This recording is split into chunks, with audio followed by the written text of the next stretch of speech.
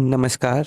इस वीडियो में हम बीए ऑनर्स हिंदी सेमेस्टर 6 के विषय कथेतर गद्य साहित्य में महादेवी वर्मा द्वारा रचित संस्मरण दद्दा को पढ़ने वाले हैं। दद्दा मैथिली शरण गुप्त से जुड़ी महादेवी वर्मा की स्मृतियों पर आधारित एक संस्मरण है। इस वीडियो में हम इसका सारांश और इसका संक्षिप्त विश्लेषण आपको बताने वाले हैं।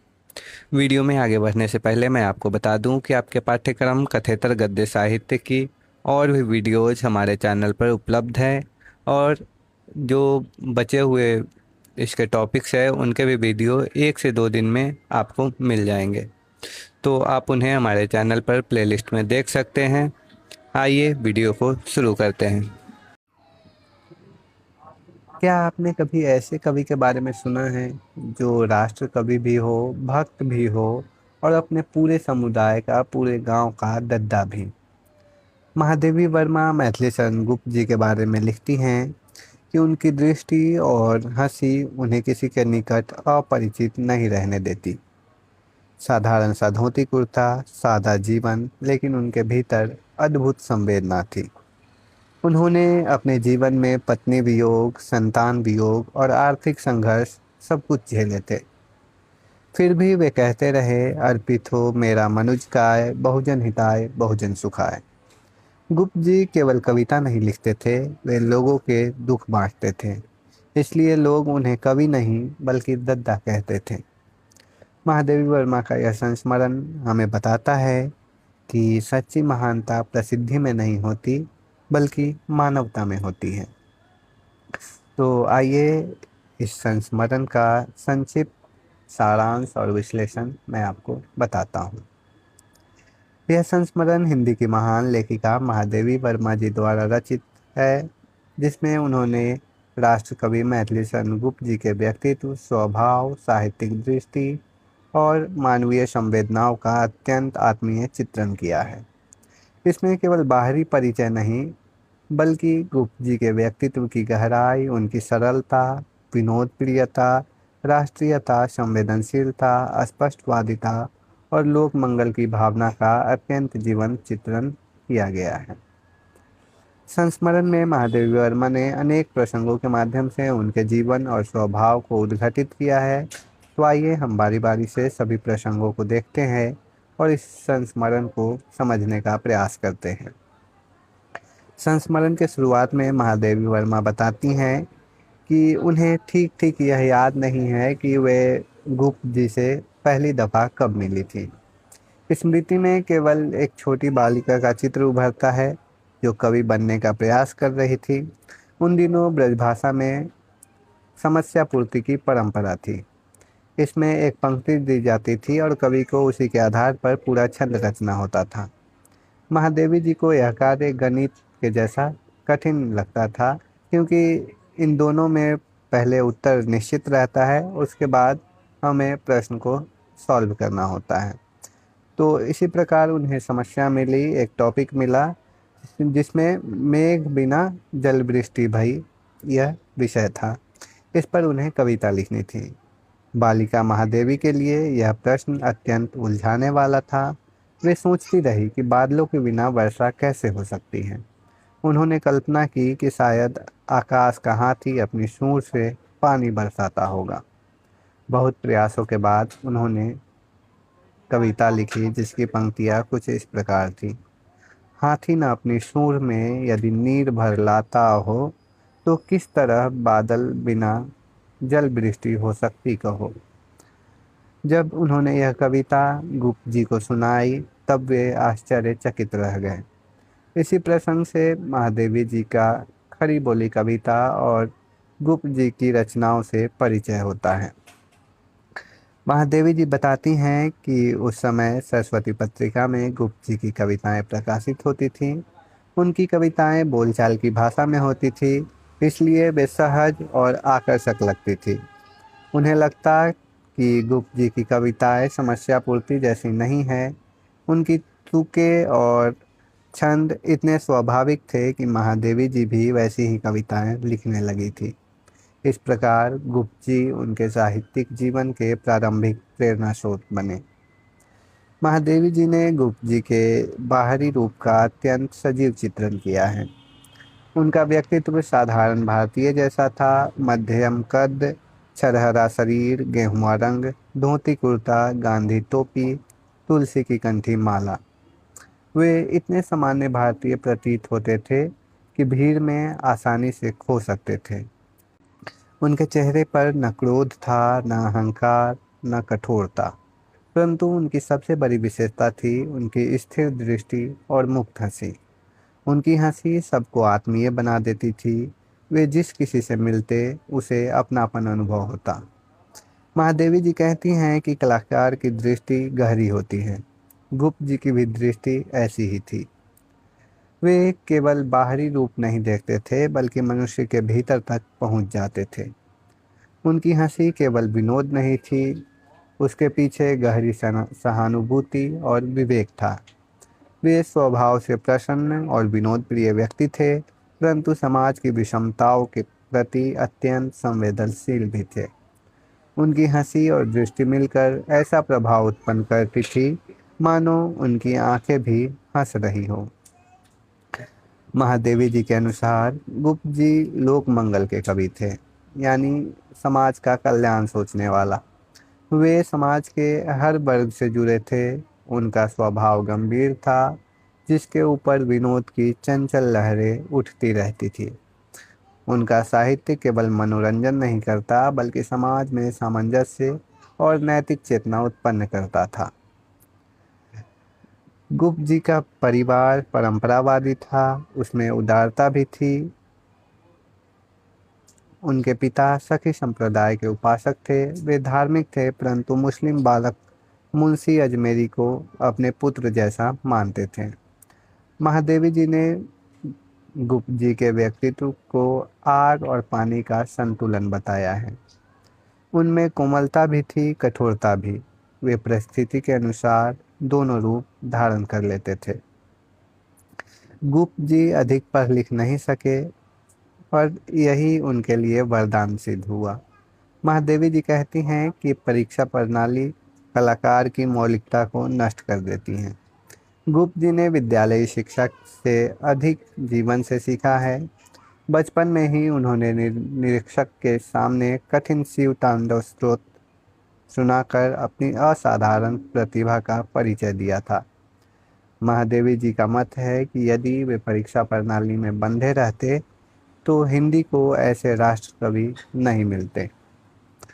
गुप्त जी के जीवन में अनेक दुख आए। वे कम आयु में 2 बार विधुर हुए, यानी उनकी उनका 2 बार विवाह हुआ और दोनों जो पत्नी थी उनका निधन हो गया।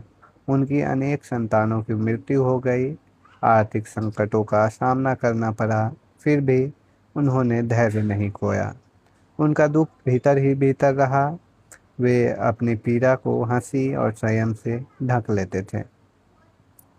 महादेवी जी ने गुप्त जी को कवि और भक्त दोनों रूप में देखा है। भक्त सब कुछ ईश्वर को समर्पित कर देता है। कवि संसार को अपनी कल्पना के अनुसार गढ़ना चाहता है। गुप्त जी में ये दोनों प्रवृत्तियां थीं। वे पुरानी कथाओं को अपनाते थे, पर उनमें नए पात्रों और नई संवेदनाओं का निर्माण करते थे। उन्होंने रामायण, महाभारत आदि की कथाओं में उपेक्षित पात्रों को नया जीवन दिया था। गुप्त जी अत्यंत स्पष्टवादी थे। वे छल कपट नहीं जानते थे। जहां मौन भी रहना चाहिए वहां भी वे सच बोल देते थे। एक संस्था की बैठक हो रही थी। उन्होंने सबके सामने ही कह दिया कि निर्णय पहले से ही तय है। इससे लोग असहज हो गए थे। इसी प्रकार भवन खरीदने के प्रसंग में वे अपनी प्रसन्नता को छिपा न सके और इस कारण कीमत कम कराने की योजना विफल हो गई। उनकी वाणी में वही रहता था जो उनके हृदय में होता था। गुप्त जी को पैतृक ऋण और आर्थिक कठिनाइयों का भी सामना करना पड़ा, पर उन्होंने सादगी और संयम में जीवन बिताया। इंडियन प्रेस ने उनकी पुस्तक रंग में भंग प्रकाशित की, पर उन्हें आर्थिक लाभ नहीं मिला। फिर भी वे साहित्यिक साधना में लगे रहे। वे स्वयं दुख सह सकते थे, पर दूसरों पर अन्याय नहीं सहते थे। सन 1942 में आंदोलन में उन्हें और उनके भाई को जेल भेज दिया गया। जब कलेक्टर ने उनसे कुछ पूछना चाहा तो उन्होंने निर्भीकता से कहा कि आप निर्दोषों को पकड़ते घूमते हैं। यह प्रसंग उनके स्वाभिमान और निर्भीकता को स्पष्ट करता है। गुप्त जी केवल भावुक कवि नहीं थे, वे कर्मशील भी थे।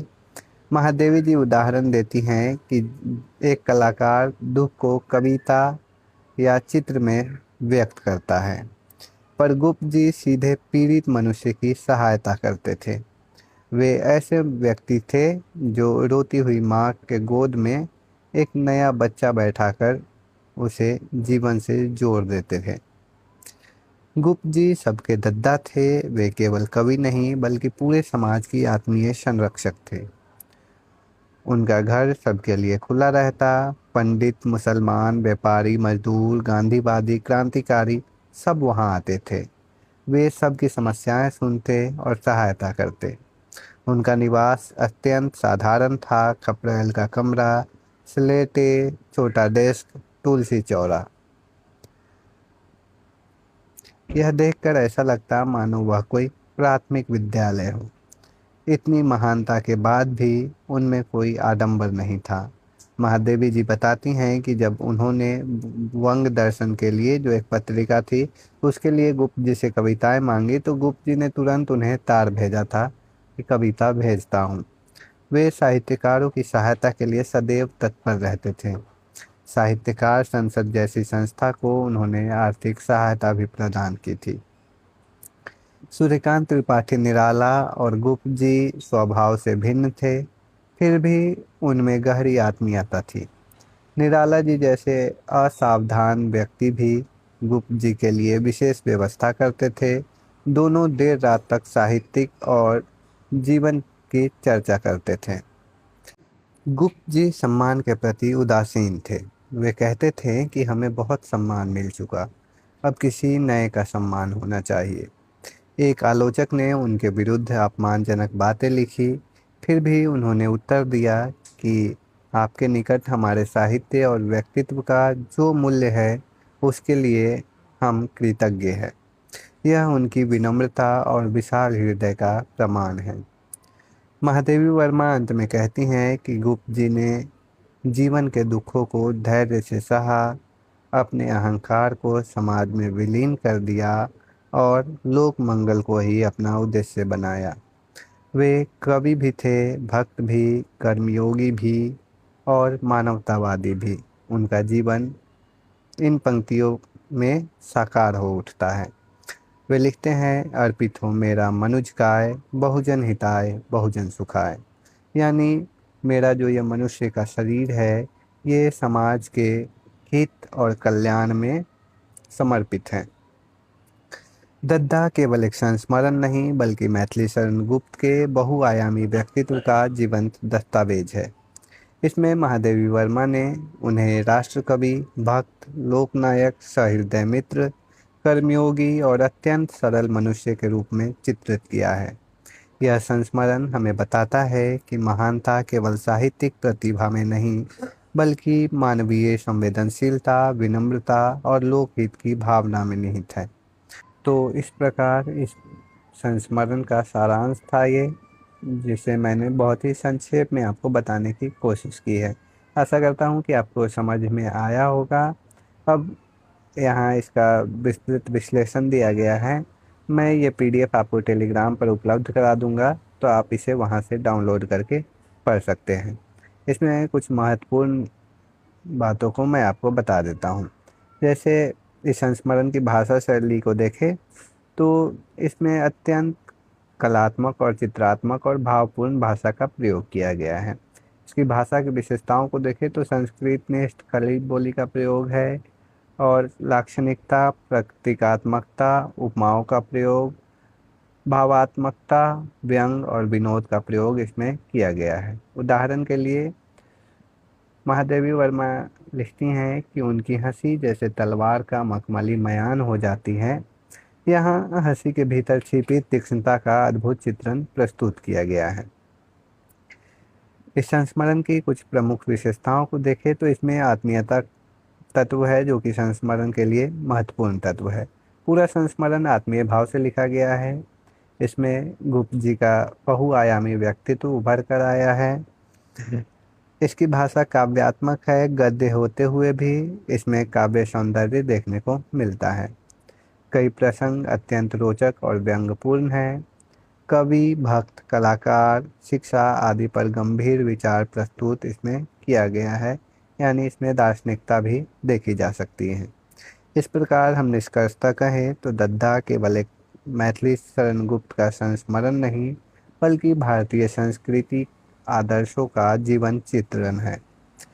महादेवी वर्मा ने गुप्त जी को केवल देखा नहीं बल्कि गहराई से जिया है। इसलिए यह संस्मरण हिंदी साहित्य के चरित्र चित्रण की अद्वितीय कृति मानी जाती है। तो इस प्रकार मैंने आपको ये पूरा संस्मरण बताया। आशा करता हूँ आपको वीडियो अच्छी लगी होगी, सब कुछ समझ में आया होगा। आप अपनी परीक्षा में अच्छा उत्तर लिखेंगे। इसके बाद की वीडियो में हम और भी जो आपके पाठ्यक्रम में संकलित रचनाएं हैं उनका विश्लेषण और सारांश प्रस्तुत करेंगे। तो मिलते हैं अगली वीडियो में, तब तक के लिए धन्यवाद।